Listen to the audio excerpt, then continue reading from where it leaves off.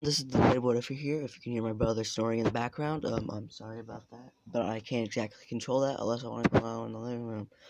But it's probably going to be very cold because it's right now in the morning. I'm probably going to post this after school for me. So, yeah, let's just hop right into it. Let's just say that, Deku here is a very, very, very, very, like, long relative.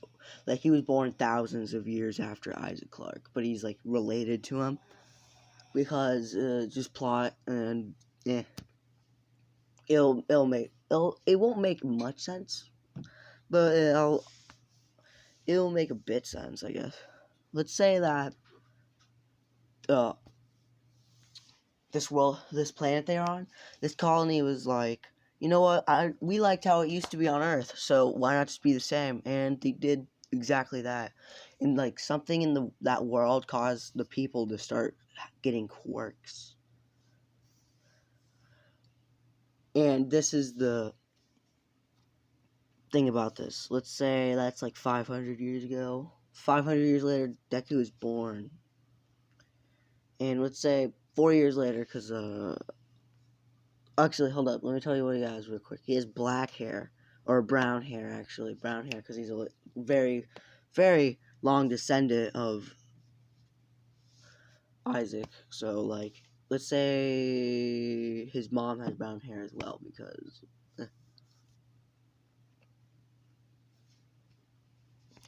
But, But let's time shift 4 years, and his mom does not take him to the Quirk doctor. Instead, she gives him, the bot that I said before that allows you to have telekinesis. He gives him that because he knows what his quirk's going to be. Because his family had a long, long history of having the same exact quirk of the quirk of. This is what the title is going to be because I don't think I said the title. What if Deku had the quirk Necromorphs? This is, yeah, exactly. This is another Dead Space one. I was like, the reason why I got this idea is because I was thinking, should I add Necromorphs to the Betrayed one? And I just thought, this might be very interesting. So, his mom tells him about the quirk and also the telekinesis. And he understands that if his quirk is, he has to just resurrect the dead, but they'll twist up and change sometimes. There's this one necromorph who doesn't really change, other than his eyes just start glowing and probably his mouth too, like zombies from Black Ops. Anyway, let's say so he's not pronounced quirkless because the telekinesis, just people think he has a telekinesis quirk. But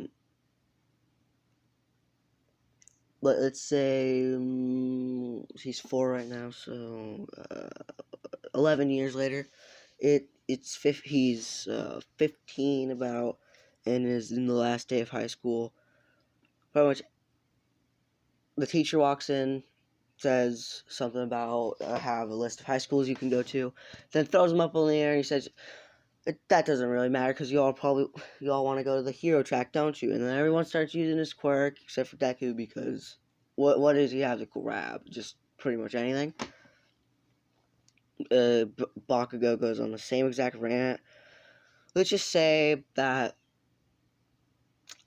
Deku picks him up and then, like, when he stands up, he grabbed him, put him back down, and then slammed his head into his own desk. Made Bakugo slam his head into his own desk. That's what we should say. Oh, that's what I'm gonna say. Because I really don't like Bakugo because he's arrogant. It's just really annoying every time he's on scene sometimes. Anyway, what was I gonna say? Anyway, the teacher's like, I see that we have 2 students that want to go to UA. Katsuki Bakugo and Midoriya Izuku.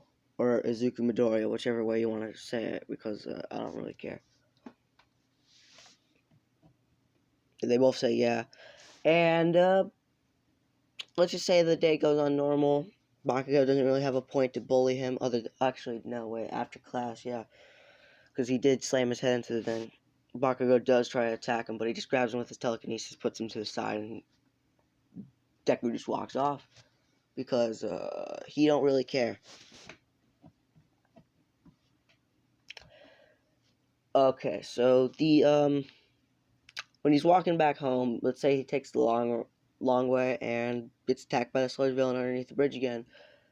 Instead of him freaking out about it, instead of him like freaking out and trying to run, he just picks it up, moves it to the side, holds it still until a hero comes by, and All Might comes by, asks the young boy if he's seen the sludge villain, and the sludge villain, and he's just looking at him, and he just sees him holding the sludge villain up. He's like, "You want this one? This guy? This guy? Yeah, yeah." And All Might smashes him, picks up the pieces. Deku helps because he's not passed out, and they go their separate ways. There's no reason for him to jump on his leg.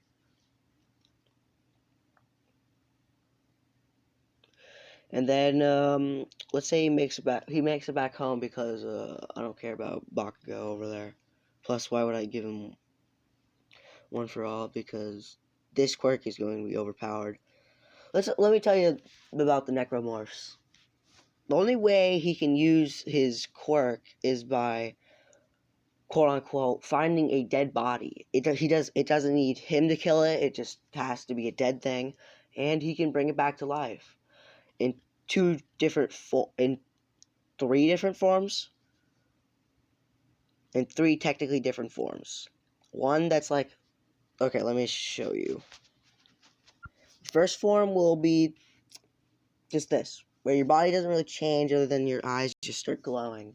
That's it, and you start like talking. I forgot what they say, but they say something about transformation and all that stuff.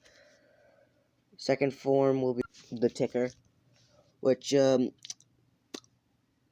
would be terrible to go against, naturally. And also, I just noticed that I'm pretty sure that's their arms behind their back.